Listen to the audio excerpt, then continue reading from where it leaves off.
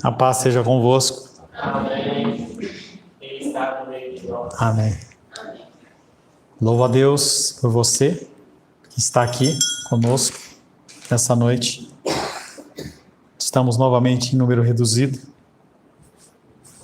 Há anos atrás, meu coração ele se entristeceria, ficaria chateado. Hoje não mais. Glórias a Deus. Triste que você tenha tanto vigor, tanta energia para trabalhar e não tenha vigor e energia para vir à casa do Senhor. Tenho trazido palavras duras em relação a esse assunto e parece que você não está entendendo. Deus ele testa os corações das pessoas. Não porque ele não sabe, mas para que veja se o coração das pessoas é realmente temeroso a ele. E quando ele te dá prosperidade, e na hora de você louvar, adorar e bendizer o nome dele, você se declara como cansado, isso não é agradável ao Senhor. Eu oro realmente para que Deus ele possa ter misericórdia de você e não toque nas suas finanças, não toque na sua saúde, e você possa se arrepender. Glorifico a Deus pela vida daqueles que se predispuseram a estar aqui nesta noite. Essa palavra é para todos. E o bom de você pregar de forma expositiva é que não é um texto que é escolhido de acordo com o coração do pastor naquele momento, ou porque a esposa queimou o feijão, ou o cachorro mordeu o calcanhar. É simplesmente a palavra do Senhor. E vou procurar me ater a ela, mas eu não poderia deixar de dar esse recado para você. Que você realmente converta o seu coração e entenda que o dia do Senhor é o dia do Senhor. Em nosso último encontro, estivemos meditando sobre o tema pedir, buscar e bater.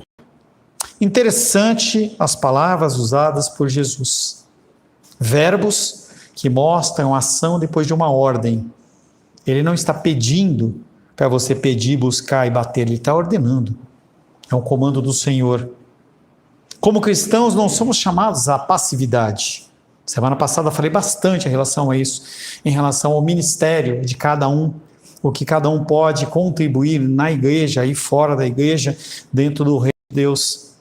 Nós somos chamados para sermos instrumentos de mudança, a partir de ensinamentos claros que a palavra de Deus nos traz. O Ali estava mostrando o celular lá, não vou falar o contexto do que ele mostrou, mas ele estava exatamente trazendo a pessoa à consciência de que a pessoa está errada. E simplesmente, eu não vou, não estou com vontade, não quero. Não são decisões em que nós temos arbítrio em relação a isso. A palavra de Deus é clara e muito clara em que a ação da misericórdia é aquilo que vai te dar a permissão para você agir de uma maneira diferente ou não. Não porque você está cansadinho ou porque alguma coisa aconteceu e você não tá motivado para. Alguns cristãos equivocados acreditam que uma vez que Deus determina todas as coisas, nós não precisamos nos preocupar em orar ou agir. E talvez por causa disso, a gente haja com tanta falta de rigor com nós mesmos, com tanta falta de cuidado com o nosso agir com as pessoas.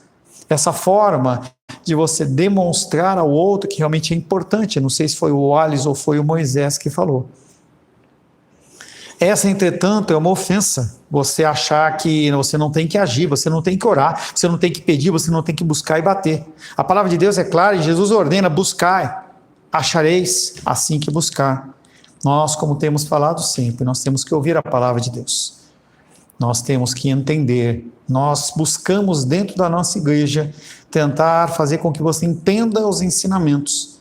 Eu pego textos complexos e tento conter uma linguagem que você entenda.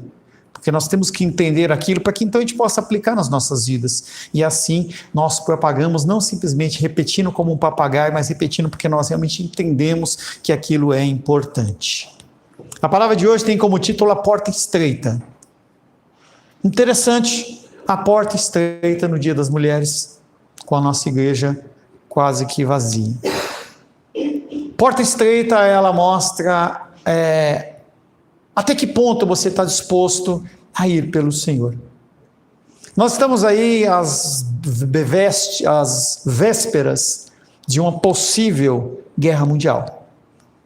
Nós estamos vendo aí o conflito centralizado entre Irã, Estados Unidos e Israel, mas nós vemos vários países, da ordem de mais de 40 países já estão se envolvendo de alguma maneira, e cada bomba que explode no local, ela vem trazendo esta condição de retorno de Cristo mais rápido, porque Israel estando no centro do conflito, a palavra de Deus mostra lá no livro de Apocalipse a condição de que quando Gog e Magog, fazendo referência aos países contra Israel ou contra o Senhor, se levantarem para tentar destruir, para matar, o Senhor ele volta.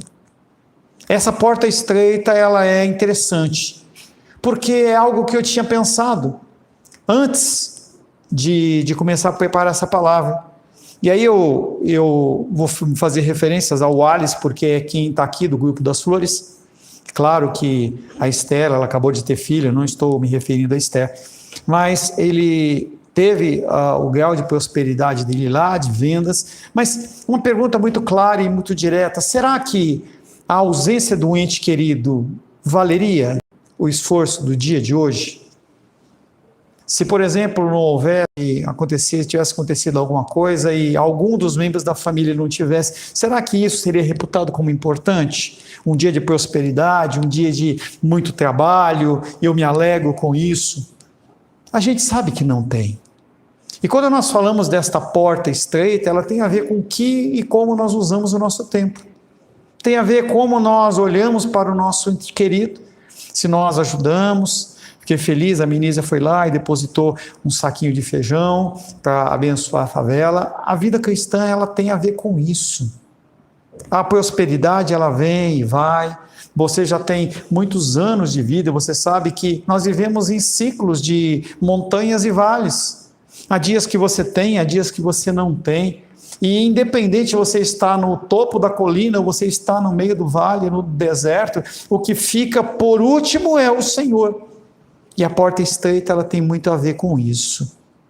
Quero convidar você a abrir a palavra de Deus no Evangelho de Mateus, capítulo 7.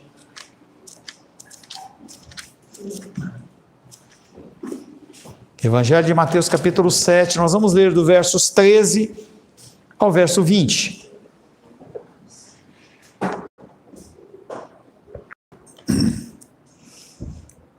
Evangelho de Mateus, capítulo 7, versos de 13 a 20. Assim diz a palavra de Deus: Entrai pela porta estreita, larga é a porta e espaçoso o caminho que conduz para a perdição, e são muitos os que entram por ela. Porque estreita é a porta e apertado o caminho que conduz para a vida, e são poucos os que acertam com ela. Acautelai-vos dos falsos profetas, que se apresentam disfarçados em ovelhas, mas por dentro são lobos roubadores. Pelos seus frutos os conhecereis. Colhem-se porventura uvas dos espinheiros ou figos dos abrolhos? Assim, toda árvore boa produz bons frutos, porém a árvore má produz maus frutos. Não pode a árvore boa produzir frutos maus, nem a árvore má produzir frutos bons. Toda árvore que não produz bom fruto é cortada e lançada ao fogo. Assim, pois, pelos seus frutos o conhecereis. Nem todo que me diz Senhor, Senhor entrará no reino dos céus, mas aquele que faz a vontade do Pai que está nos céus. Palavra do Senhor, amém? Senhor, louvamos, adoramos e bendizemos o Teu nome. Queremos, Pai, colocar a nossa vida na Tua presença. Pedimos que o Teu Espírito fale conosco, nos dê ensino, nos dê discernimento, nos dê inteligência e sabedoria. Peço que o Senhor me capacite, Pai, a ser um instrumento da Tua vontade nesta noite. Que o Teu Espírito fale comigo e através de mim. Oro em nome de Jesus. Amém. Podeis se assentar em nome de Jesus. Só o título da palavra já dava para a gente expor o tempo. A porta estreita. É interessante que quando você compra um móvel, não um imóvel, e você vai entrar com ele dentro de casa, um eletrodoméstico, você fica com aquela preocupação, será que aquele eletrodoméstico passa lá? Nós tivemos essa preocupação há uns 2, 3 anos atrás, mais ou menos, quando nós compramos uma geladeira. A nossa deu problema, compramos uma geladeira usada, não indica você comprar nunca uma geladeira usada, foi uma dor de cabeça. E aí nós compramos uma geladeira nova. E enquanto nós estávamos pesquisando, nós ficávamos fazendo a conta. Pô, será que essa geladeira ela vai passar pela porta para poder entrar? E quando o cara chegou com a caixa, eu olhei para aquela geladeira e falei assim, ela não vai passar. Tiramos da caixa, tiramos da embalagem, deixamos só no pallet, não vai passar. Tiramos do pallet, deixamos só ela, e ela passou, faltando um pelinho de cada lado, e ela passou. Porta estreita. Um amigo meu tinha uma professora de inglês que nunca perdia a chance de atacar a fé cristã dele. Ela sabia que ele era cristão e durante uma aula perguntou a ele, você acredita que Jesus é o único caminho para Deus? E esse rapaz, ele olhou, já tinha não é um histórico, tinha uma aparência diante dos outros amigos dele, como se ele fosse um cristão exagerado, bitolado, que só pensava nas coisas de Deus. E ele ficou pensando, se eu disser não, a professora ela não vai fazer nada. Talvez os meus amigos eles me convidem para uma festa, me convidem para jogar alguma coisa, participar de algum evento. Mas se eu disser sim, a professora ela vai vir para cima de mim com toda a sua fúria e toda a sua violência. Mas de outra maneira também eu não posso negar o meu Senhor, porque eu falar algo diferente do que sim, eu vou estar trazendo uma mensagem, uma resposta errada para aquela mulher. Quando a aula acabou, e aí ele disse sim, e aí quando a aula acabou, ele já tinha previsto a condição de que aquela mulher iria para cima dele e veio e ficou violentamente agredindo ele com palavras durante toda a aula, mas quando a aula acabou ele chegou para perto dela e falou assim, a senhora me perguntou se eu acredito que Jesus é o único caminho, e a senhora disse que eu era muito arrogante, muito soberbo por achar que isso era uma verdade, e eu tenho para dizer para a senhora o seguinte, realmente eu acredito, e seria muito soberbo se eu acreditasse que era um Deus só para mim, que esse Deus, ele veio morrer só por mim, mas ele também pode ter morrido pela senhora, é só uma questão da senhora se render a ele, é só uma questão da senhora entender que esse Deus, ele é um Deus maravilhoso, não apenas para mim, mas para muitas pessoas que se rendem a ele. Eu quero que você entenda que Jesus, ele realmente é o único caminho, mas eu acredito que ele é um Deus que nos ensinou através do amor, que essa entrega não é uma entrega exclusiva para uma pessoa, mas para pessoas que decidem servi-lo. Deus, ele nos ensinou e nós temos que acreditar que há outros caminhos é trair a sua confiança. Não apenas ele disse isso, como também o Novo Testamento declara que abaixo dos céus não existe nenhum outro nome que todo joelho se dobre, ou que importa que todos sejam salvos. Atos 14, 4, 12. Atos 4, 12. Atos capítulo 4, verso 12. Diz assim: não há salvação em nenhum outro, porque abaixo do céu não existe nenhum outro nome dado entre os homens pelo qual importa que sejamos salvos. E também que há só um Deus e um mediador, 1 Timóteo capítulo 2, verso 5.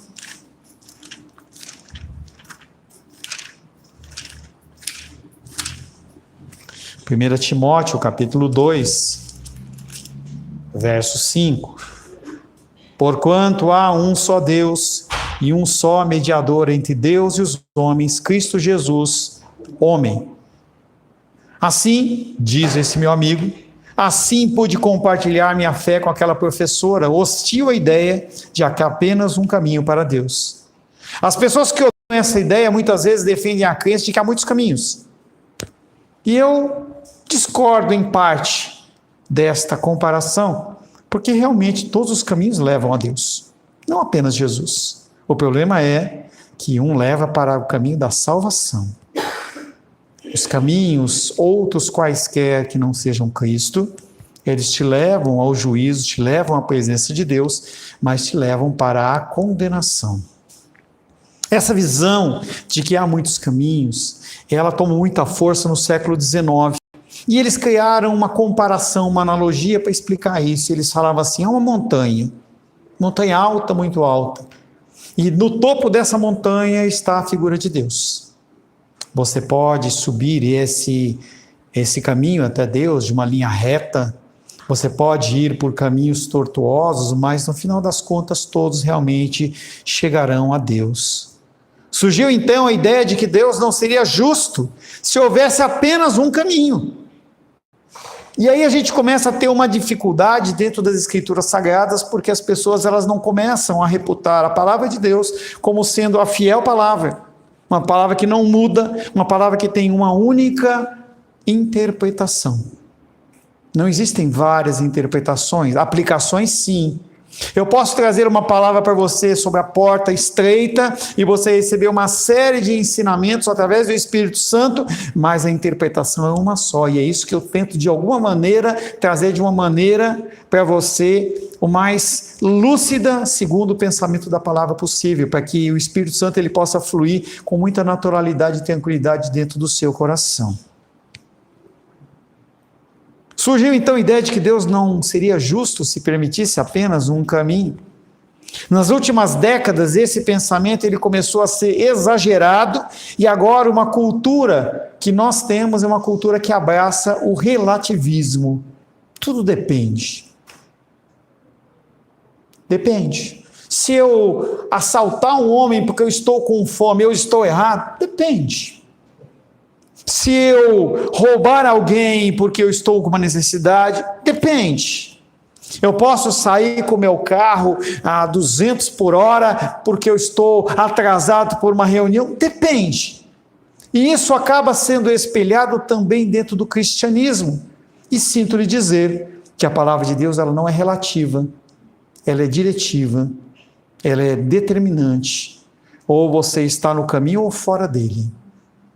Ou você está trilhando o caminho do Senhor segundo a vontade dele, ou você está totalmente fora dele. E aqueles que estão fora dele não vão viver a eternidade com o Senhor. Por isso que a porta ela é estreita.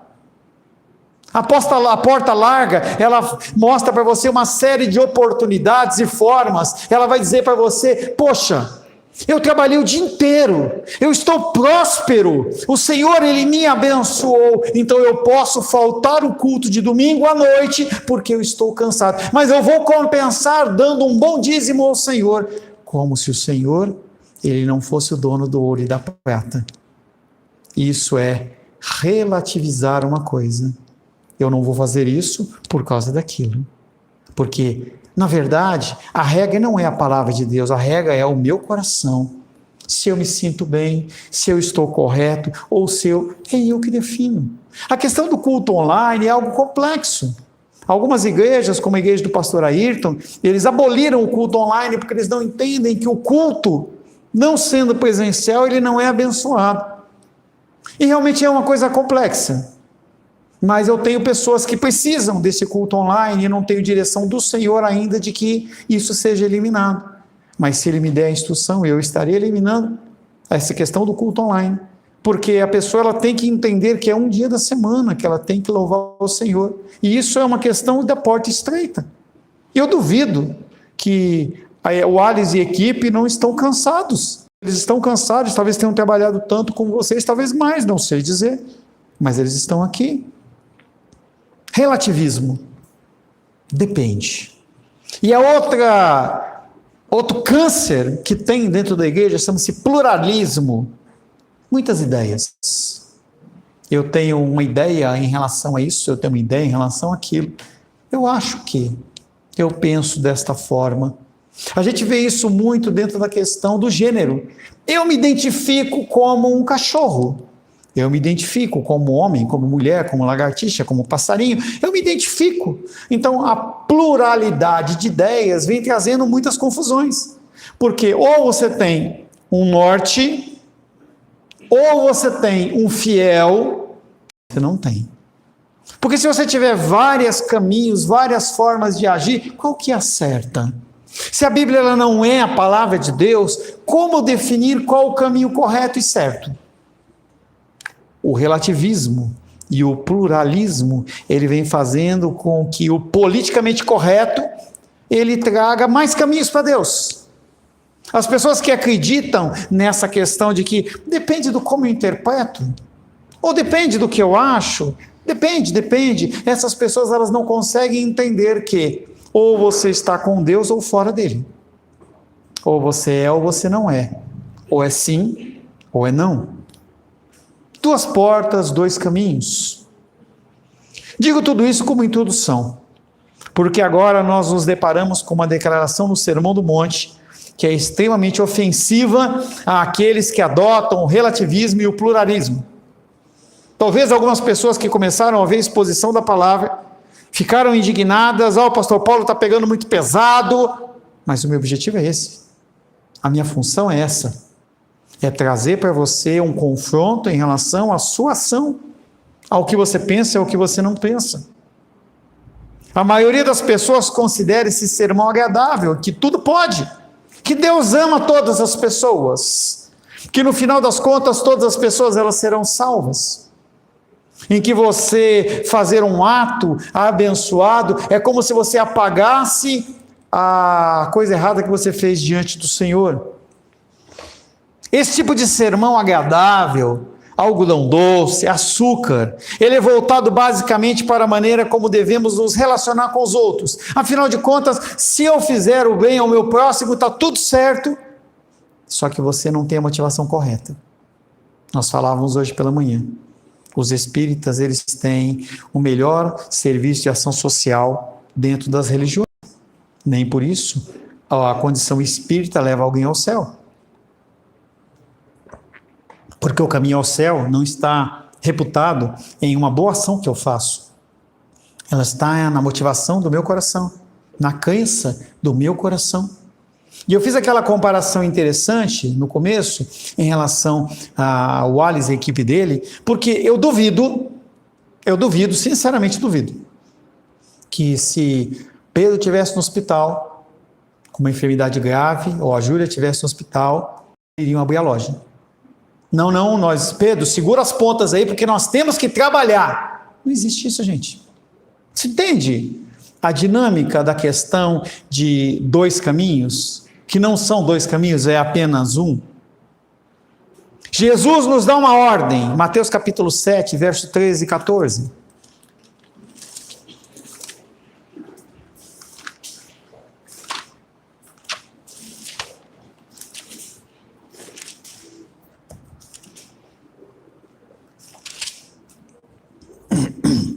Entrai pela porta estreita, largue a porta e espaçoso o caminho que conduz para a perdição, e são muitos os que entram por ela, porque estreita é a porta e apertado o caminho que conduz para a vida, e são poucos os que se acertam com ela.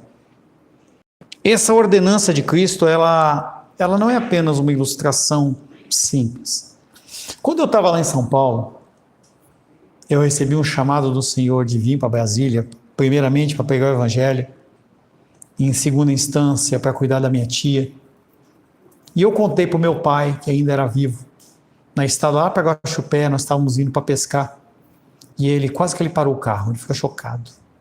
Ele olhou para mim e falou assim: eu não criei meu filho para viver de esmola da igreja. Ele não entende. Mas a porta ela é estreita. Nós temos que tomar decisões na nossa vida em relação ao que nós queremos para o futuro. Eu posso ser uma pessoa rica, abastada, mas será que é mais importante que o meu relacionamento com a minha filha? É mais importante que o meu relacionamento com a minha esposa? Será que é mais importante que o meu relacionamento com o meu Deus? Os seguidores de Cristo foram chamados cristãos pela primeira vez em Antioquia, a região onde o apóstolo Paulo pregava, na grande maioria, lá no primeiro século. E o termo, ele não era um elogio, mas era uma forma pejorativa. Olha lá aqueles que andam no caminho.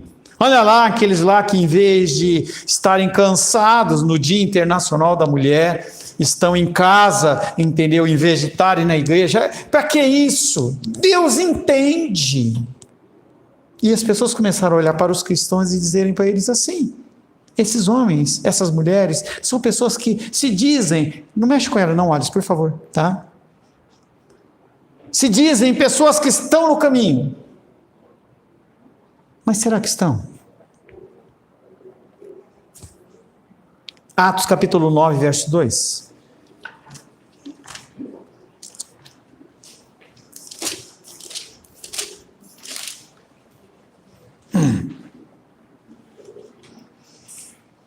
Ele pediu cartas, apóstolo Paulo, antes da sua conversão, perseguindo os cristãos. Ele pediu cartas para as sinagogas de Damasco, a fim de que, caso achassem alguns que eram do caminho, assim homens como mulheres, os levasse presos para Jerusalém. Jesus havia usado esta comparação em muitos textos, mostrando a questão de que tem o caminho, não é? Os caminhos. Evangelho de João, capítulo 10. Deixa aberto em João, que nós vamos ler 3 textos. João, capítulo 10.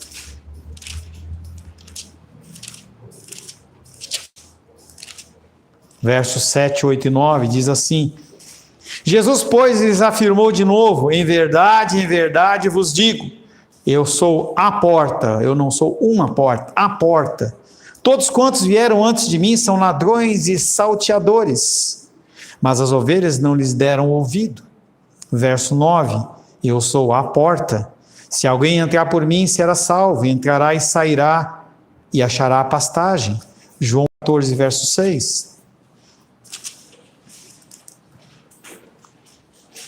Respondeu-lhe Jesus: eu sou o caminho, a verdade e a vida. Ninguém vem ao Pai a não ser por mim. Essa questão de ele falar desta porta estreita, ela é alicerçada em muitos textos, tanto do Antigo como do Novo Testamento. Eu li para você alguns do Novo Testamento que mostram essa ilustração de que há um caminho, não há vários caminhos. Logo, a ideia de exclusividade, de ele mesmo, Jesus, ser o único caminho para Deus, foi um importante ensinamento de Jesus. Então, ele vem falando sobre a questão da porta estreita, não é uma porta larga. Em seu ensinamento, Jesus apresentou um contraste. Ele disse que existe uma porta estreita e uma porta larga. É como aqueles programas de auditório em que a pessoa fala assim: escolhe uma porta. Você entrando por essa porta, você pode ganhar R$1 milhão, mas pode ser que você ganhe na mesma porta uma torta na cara, e a pessoa ela fica naquela lá, fica aquele jogo lá de sedução, se a pessoa ela vai para um lado, vai para o outro, se ela escolhe lá, 2 caminhos. Um caminho salvação, e outro caminho perdição ou morte. A porta estreita conduz para a vida, e essa condição de estreita, ela tem a ver com uma comparação com o formato físico da pessoa, não porque a pessoa obesa não entra no réu, não é isso, mas a pessoa que ela é obesa, ela tem mais dificuldade de se assentar no local. Não estou sendo gordofóbico, não é nada disso, tá? Você é uma pessoa inteligente, não é isso que eu estou falando. Eu estou falando que uma pessoa que ela tem um volume maior, ela é uma pessoa que ela tem dificuldade de achar um assento. Você vai num avião, por exemplo, você tem uma dificuldade num assento.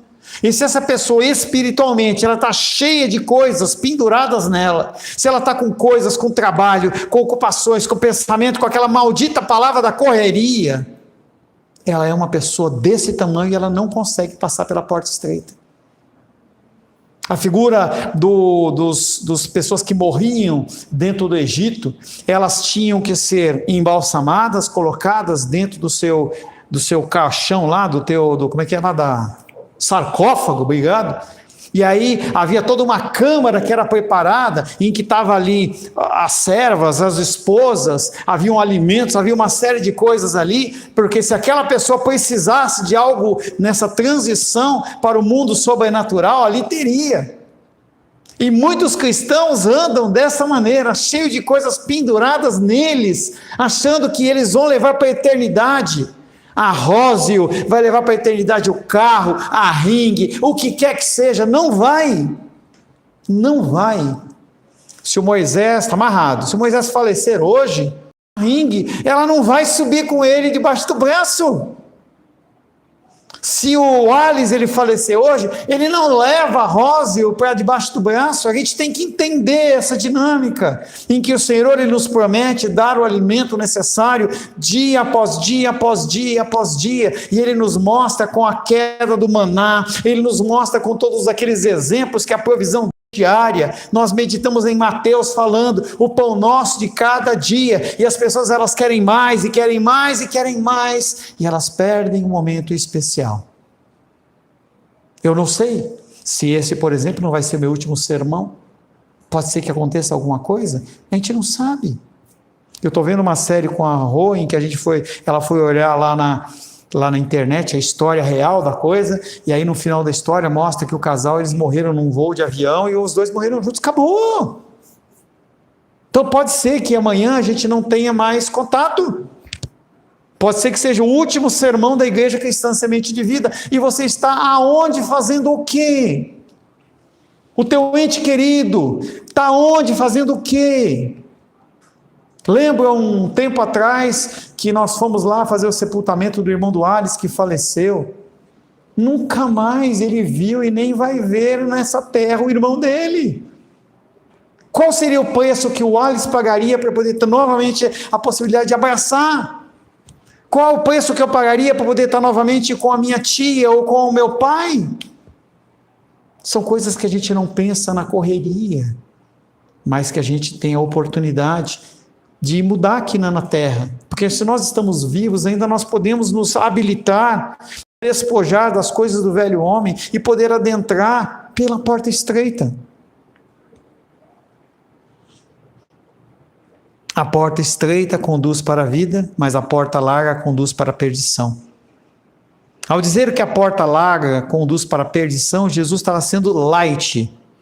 Ele usou um termo light, porque na verdade a porta larga leva a pessoa para o inferno, um local de pranto, choro e ranger de dentes, um local em que o fogo ele queima continuamente, um local onde o verme ele come a sua carne continuamente, em que não há morte, não há a tranquilidade eterna, não há forma de você descansar. Olha, eu descansou. Nas lápides aparece isso.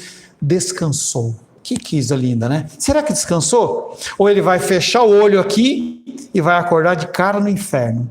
Será que esse é um tipo de descanso? O problema é que é difícil passar pela porta estreita e ela leva um caminho difícil. Por isso que é tão poucas as pessoas que escolhem.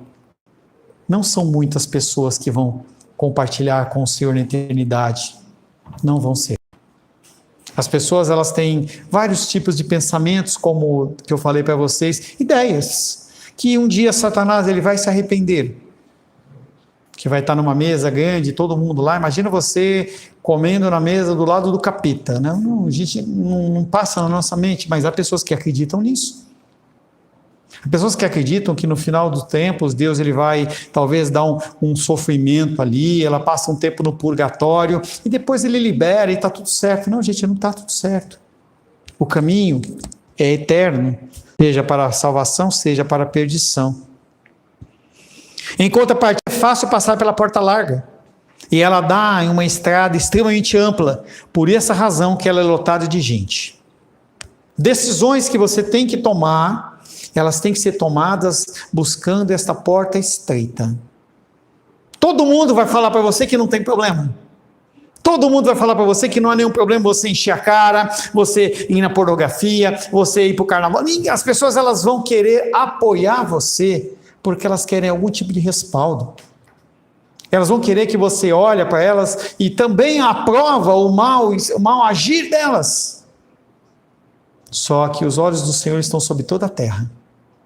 E Ele sabe o que está acontecendo e o que não está acontecendo. Talvez eu não saiba, mas Deus, Ele sabe.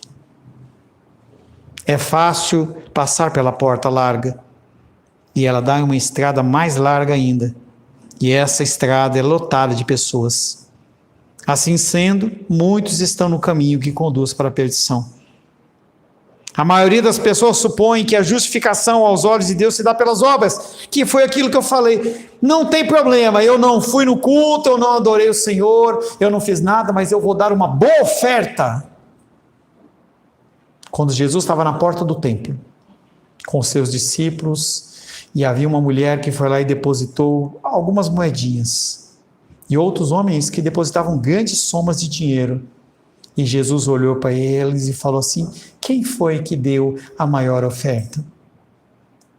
Não foram eles, foi ela, porque ela deu daquilo que ela não tinha, não do que ela tinha e sobrou. Eu quero que você seja próspero. Gostaria que, se possível fosse, você chegasse aqui e encostasse o seu Mercedes, não caminhão, né? Mas o seu Mercedes SL 200 parasse aí, e o outro parasse a BMW ali. Eu gostaria muito que você falasse assim: pô, pastor, vamos lá, eu comprei uma casa lá em Caldas Novas, fazer um evento da igreja lá. Gostaria muito, mas essa não é a prioridade do reino de Deus. Eu quero que você tenha a sua casa própria, eu quero que você tenha o seu carro, que você possa colocar os seus filhos para estudar na escola particular, que você consiga viajar, que você consiga conhecer o país que é do seu coração, que você possa ter um bom plano de saúde, que você possa ter uma boa academia. Eu realmente desejo de coração que você tenha isso, mas eu não quero que isso, para que isso aconteça, o preço seja a eternidade sua no inferno. Porque se você não prioriza as coisas do Senhor, é para lá que você vai. Essa palavra não é uma palavra de ataque. Não tem amargura no meu coração diante do Senhor. Mas é uma palavra de alerta. Porque outras datas elas vão vir. Outros eventos vão acontecer. É fácil passar pela porta larga. A maioria das pessoas supõe que a justificação aos olhos de Deus se dá pelas obras. Tais indivíduos acham que tudo que precisam fazer para entrar no céu é levar uma boa vida. E as pessoas dentro do secular aí, você pergunta: você é uma pessoa boa? E a pessoa fala assim: eu sou uma pessoa boa. Eu pago os meus impostos. Eu recolho o cocô do meu cachorro na rua. Eu não mato, eu não roubo, eu não adultero. Então está tudo certo. Entenda que essas coisas, elas são simplesmente sinais de quem você é. Não te levam a um patamar que vai te levar para uma condição de salvação. Se as obras boas excederem as más, pensam eles conseguirão ir para o céu. Mas isso é um engano. Há, entretanto, uma doutrina de justificação ainda mais traiçoeira e difundida. A justificação pela morte. Há algum tempo, um comediante famoso morreu, e você já deve ter visto isso em enterro. Hoje, o céu está mais alegre. O cantor famoso morreu, olha, agora tem música no céu. O comediante morreu, tem alegria no céu. Um palhaço morreu. Não, gente. Essa condição não é uma condição que mostra que a pessoa ela vai para o céu pelo jeito dela, que não. Essa pessoa ela pode ser um comediante aqui na terra e vai ser uma pessoa que vai ser de lamúria e tristeza no inferno. Jesus simplesmente concluiu aquelas pessoas simplesmente concluem que por ter morrido, eles vão para o céu. Não vão todos para o céu quando morrem? Não. Todos não.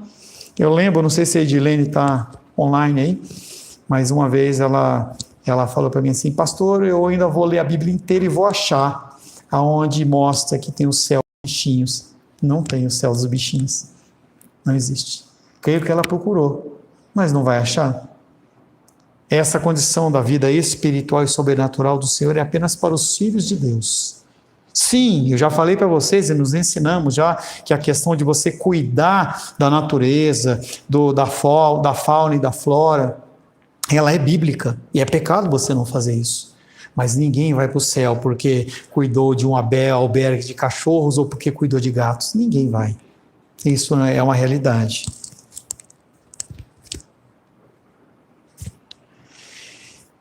Não todos vão para o céu. De acordo com Jesus, não. Ele ensinou que, pelo contrário, a maioria das pessoas não vai para o céu. Aqueles que são contados entre os remidos são poucos. Há muito ainda a dizer, e eu vou finalizar esta palavra apenas com um versículo bíblico. Está em Romanos capítulo 11, verso 5. Nós retomamos essa meditação sobre a porta estreita na semana que vem. Romanos capítulo 11, verso 5 diz assim: assim, pois, também agora, no tempo de hoje, sobrevive um remanescente segundo a eleição da graça. Essa é uma palavra que ela passa pelo Antigo Testamento e ela acha guarita também no Novo Testamento, remanescentes, ou seja, aqueles que sobraram dentro da peneira da vida, dentro daquele momento em que te falta o alimento e você glorifica a Deus. Naquele momento em que a enfermidade ela assola a sua vida e você glorifica a Deus. Naquele momento em que há um revés qualquer dentro da área judicial, financeira, e você continua glorificando a Deus. Remanescentes. Eu lembro que quando eu fiz uma visita lá na Bahia, que eu fui para Porto Seguro, nós passamos numa fazenda de um amigo, do tio do meu amigo, que ele tinha plantação de cacau. E aí, dentro daquela fazenda lá, onde a gente foi visitar, eles faziam algumas coisas de escolha, né? Então eles colocavam os grãos lá. Talvez essa ilustração seja melhor com o café que tinha lá na fazenda do meu tio, mas não importa. Aquela grande peneira. E na peneira tinham grãos e tinha palha. Aqueles homens sacudiam a peneira e jogavam para cima com muita habilidade. E aí o vento, ele jogava e fazia com que a palha saísse, e o que caía apenas dentro da peneira eram os grãos. Mesmo assim, os grãos eles eram separados. Quer saber o que é remanescente?